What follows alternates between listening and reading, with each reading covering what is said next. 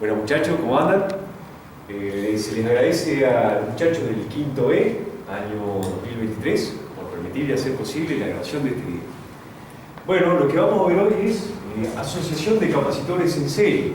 Esto sigue de capacitores en paralelo, que son más sencillos, y es lo que está justo antes de asociación de capacitores en circuitos combinados o mixtos. Bueno, los capacitores en serie tienen tres características, igual que los en paralelo, ¿no? Primero, la tensión.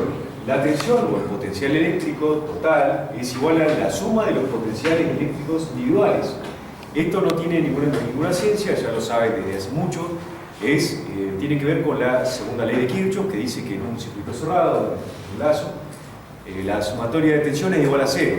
Ahí estoy despejando la total y me queda la sumatoria del otro lado, ¿no? Entonces, digamos, en este caso de tres capacitores, la tensión total va a ser la tensión 1 más la tensión del capacitor 2 más la tensión del capacitor 3.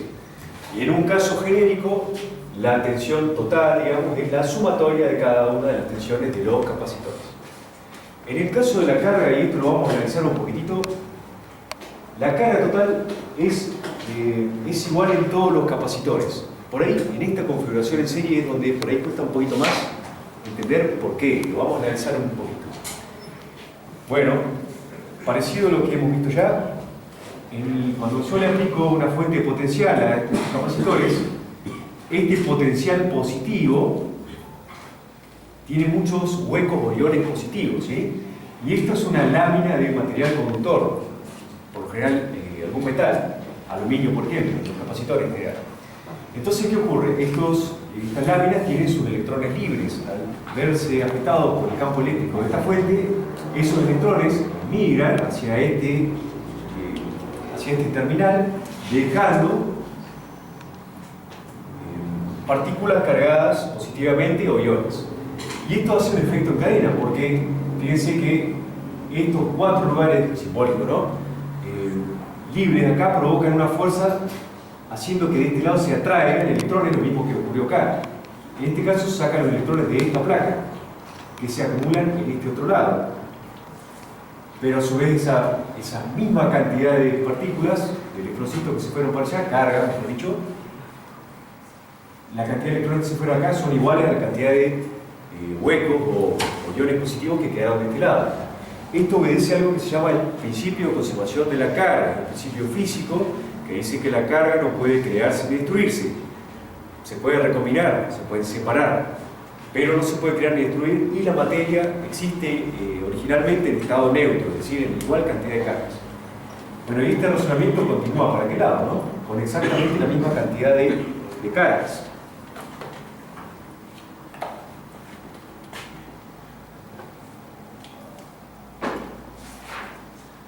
A su vez, en este caso, estas cargas que están de este lado han sido provistas por el nodo terminal negativo de la fuente. También, además del principio de conservación de la carga, responde a otra cuestión más, que es el equilibrio de fuerza. Se va a igualar cuando ya las cargas sean iguales, es decir, que no haya un desequilibrio de fuerza. Como ustedes bien saben en física, cuando existe una fuerza neta, hay algún tipo de movimiento. Entonces, deja de haber movimiento cuando están equilibradas, como ya hemos visto en capacitores en general. Bueno, por ende, por esto que les acabo de decir, todo este desarrollo, la carga total es igual a la carga de cada uno de los capacitores. En serie, las cargas son las mismas.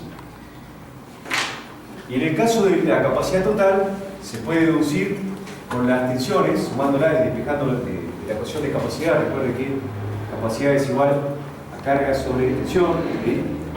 Reemplazando esto en esta ecuación, obtengo, considerando la carga, ¿no? Despejando eso, obtengo la ecuación de la capacidad total para un circuito serie, que sería 1 sobre capacidad total, es igual a la sumatoria de las inversas de las capacidades parciales. Para este caso sencillo de un circuito con tres capacitores, tenemos que, lo mismo que la resistencia en paralelo, si se acuerdan de electrotecnia 1, esto es electrotecnia 2, es 1 sobre cada una de las capacidades. Bueno, lo que vamos a ver ahora, para que no quede tan abstracto, es un ejemplito donde tengo 9 voltios de fuente potencial y 3 capacitores de serie de 10 microfarads. Bueno, lo que deseo saber es la capacidad de cada uno, ya la sé, la carga de cada uno, que hay que determinarla, y la tensión de cada uno, que también hay que determinar. Bueno, entonces empecemos con la capacidad total, para ir sacando variables. La capacidad total, como le acabo de decir, es 1 sobre cada una de estas, ¿sí? 1 sobre 10 microfaradios, más 1 sobre 10 microfaradios, más 1 sobre 10 microfaradios. Todo eso, 1 dividido todo lo anterior, ¿sí? Bueno, 1 dividido 1 sobre 10 microfaradios, 1 sobre 10 microfaradios, etc. ¿Sí? Esto me da una capacidad total de 3,33 periódicos, lo voy a dejar en 3,3 periódicos. Lo voy a redondear a 3 cifras significativas, como siempre hemos hecho en esta materia. Microfaradios. 3,33 microfaradios, esa es la capacidad total. Observen, detalle importante, en el circuito paralelo, la capacidad total es mayor que la mayor de las capacidades, mientras que en el circuito serie, la capacidad total es menor que la menor de las capacidades. Lo mismo que la resistencia en el circuito del año pasado. Bueno, podemos sacar la carga total, o sea, estamos, carga total. ¿Cómo se saca? Bueno, podemos dejar acá carga, ¿sí? Carga, pasamos la tensión, carga total va a ser igual a capacidad total por tensión total. Entonces esto me está dando 9 voltios por 3,33 microfaradios. Bueno, redondeando un poquito porque no me da exacto, pero si yo hubiese tomado este periódico sin me hubiese dado, esto me está dando 30 microcoulombs.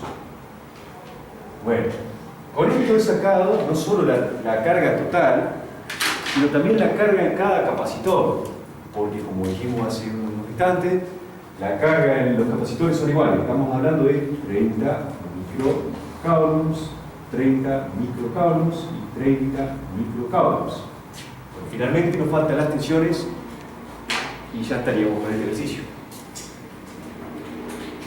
Una cosita que es importante por ahí ver. En los circuitos serie de resistencias, en corriente continua, también alterna lo mismo.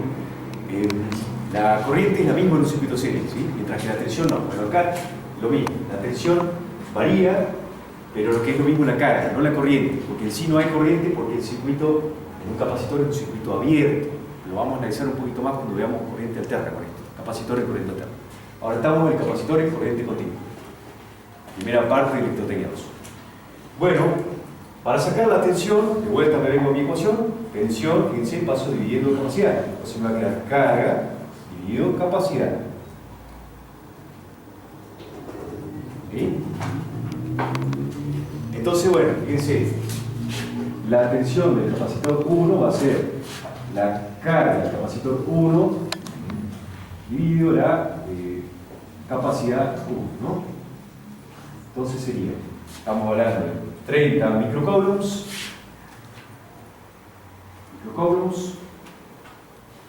dividido la capacidad 1, que son 10 microfarados. Bueno, no es muy difícil esta cuenta, micro se va con micro, ¿sí? Y 3 dividido 10 me da 3, estamos hablando de voltios. Capacidad 1. Bueno, en este caso elegí un ejemplo donde los capacitores son iguales, lo mismo que fue para el paralelo, para el combinado, para que se vean las diferencias. Como los capacitores son iguales, los 3 voltios de eso van a ser iguales para todo el mundo. 3 voltios de este capacitor, 3 voltios de este capacitor y 3 voltios de este capacitor.